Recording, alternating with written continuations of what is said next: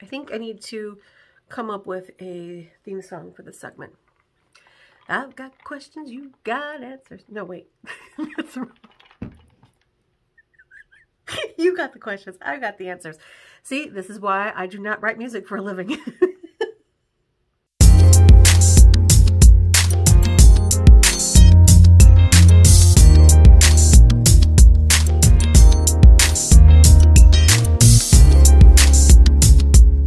Welcome to my weekly Q&A segment. I try to keep it weekly, but not always successful.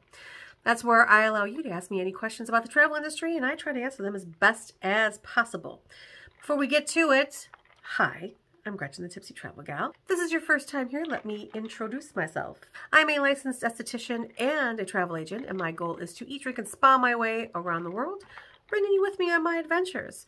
Along the way, I hope to expose you to some really fun things, some new places, and delicious and yummy food and drinks. And hopefully, I will inspire you to travel on your own, whether that be domestic or international. If that sounds like something that you're interested in, please subscribe to my channel. I would greatly appreciate it. Now, let's move on to the questions and hopefully the answers. This topic happens to be the bane of my existence, and that is luggage fees. Do I have to pay them? How much are they? When do I have to pay them? It is just a mess. So I'm going to try to condense things down for you. And hopefully I'm going to give you guys some direction and some answers. Maybe, maybe not. First of all, let's just get this out of the way. I am not advocating for any particular airline. Okay, I'm just kind of giving you the facts. With that being said, Southwest 2 bags fly free. Okay, there's no guesswork here. Southwest 2 bags fly free. Doesn't mean Southwest doesn't have other fun issues, but we're talking about luggage, so if that's your bag, hey, jump on it. Before we start talking about fees, a lot of times they'll offer you deals if you're part of their frequent flyer club or if you have one of their airline cards.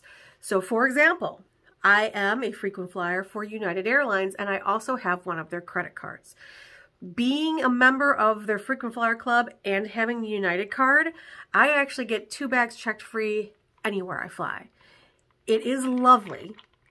Between that and getting to go to the United Lounge every time I fly, it's well worth the fee I pay for the credit card every year. So if you're going to be traveling a lot and you want to kind of be loyal to an airline, and you want to join their frequent flyer club, it might be one of the perks. Definitely check into it. In terms of finding your luggage fees, one of the best things you can do is type the name of your airline and baggage fees. So like for example, if I'm flying United, I would type in United baggage fees. Just Google that. It will usually take you right to their fare page. Now sometimes your luggage fees are determined by your fare.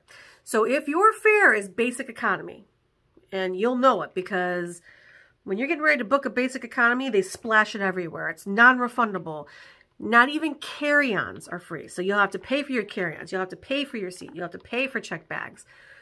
It's like your bare minimum flight. The only thing you can bring with you is a personal item like a purse. So if you're flying basic economy, yes, plan on paying for your luggage because it's going to happen. There is no guesswork in this one. On the flip side of that, if you're flying first or business class, you almost always have a bag or 2 checked free. You definitely want to check when you are booking your tickets, but almost always it includes a piece of luggage because when you're paying that much for airfare, you deserve to be able to check a bag. Now beyond that, it's all about the carrier. Now there's 3 types of carriers that I'm going to go over.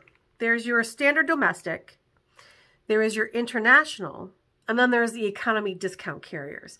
So we're going to start with the standard domestic. We're talking our Uniteds, Americans, Deltas. They are airline carriers that are based in the United States. And these luggage fees I'm talking about are for standard typical economy tickets. If you're flying domestic, meaning you're not leaving the United States, almost all the large carriers will charge for your checked luggage, and you get a carry-on for free. That's standard economy, not basic. Those luggage fees are usually between $30 to $40, and that fee is per person per flight. So that's not including layovers. So let's say I'm flying to San Francisco and I'm flying from Chicago to San Francisco with a layover in Denver. I will pay that luggage fee once for the flight out and once for the flight back. I don't have to go per leg, I go per flight. Now, oftentimes you can get a discount if you pre-purchase your luggage online or using the app, which I highly recommend. Now, if you're taking a domestic carrier like United, American, Delta, so on, and you're taking them transatlantic, trans-Pacific, or to South America, basically anywhere except Canada, Mexico, and the Caribbean, usually one bag will fly free. Now, again, you're going to need to check, but that's usually what you're doing. And then your second check bag starts at the 30 to 40 and so on. So your international carriers that are not based in the United States. So your Lufthansa, which is based in Germany, KLM, based in the Netherlands, Qantas, based in Australia. Those, you're usually flying to and from the United States, transatlantic, trans-Pacific. Those tend to give you one bag checked for free. Now, that's not always the case. Again, use a little trick before to find out if that's going to be the case. The other great thing is if you're booking it on their websites, they are usually very upfront about what they're going to charge you for luggage fees. In fact, I was just on ATA, which is the old Alitalia site, and I looked up a direct flight from Chicago to Rome. And when I clicked on it, the fare expanded and said, this is how many pieces of luggage you get, and this is what you expect. I have yet to see that on a domestic carrier, but they're usually pretty upfront about their fees. Now, here's the interesting part. When you are flying international with those airlines, so let's say you're going from Rome to Frankfurt and not a layover. Okay, so like I fly into Rome, right? I'm there for a week and now I'm going to fly to Frankfurt. That's a separate flight. Sometimes they will charge for those flights. If you've got separate confirmation numbers, then yeah. Now, on the flip side of that, if I was flying, say, Chicago to Frankfurt to Rome and I get one checked bag for free, it's going to be checked free through the whole leg. So again, it's per flight, not per leg. So let's just do a quick recap before we get to the real fun stuff. Southwest, 2 bags fly free always. If your class is basic economy, you will always have to pay for not only your checked baggage, but your carry-ons. If you're flying first or business class, you're usually going to get at least one checked bag for free. Domestic carriers, domestically, you're usually going to have a $30 to $40 charge, which you can pay ahead of time, sometimes for a discount. Per flight, not per leg. And if you're flying international, you usually will get one checked bag. Check with the carriers just to make sure though. If you have layovers, your luggage fee will be passed all the way through, so you don't have to pay multiple times for one flight. And if your flight is on a separate flight confirmation number, you may be responsible for that flight's luggage charges as well. So let's get into it. The discount carriers, Frontiers and Spirits. Now, try not to be negative on my channel, but I never book anybody Frontier or Spirit.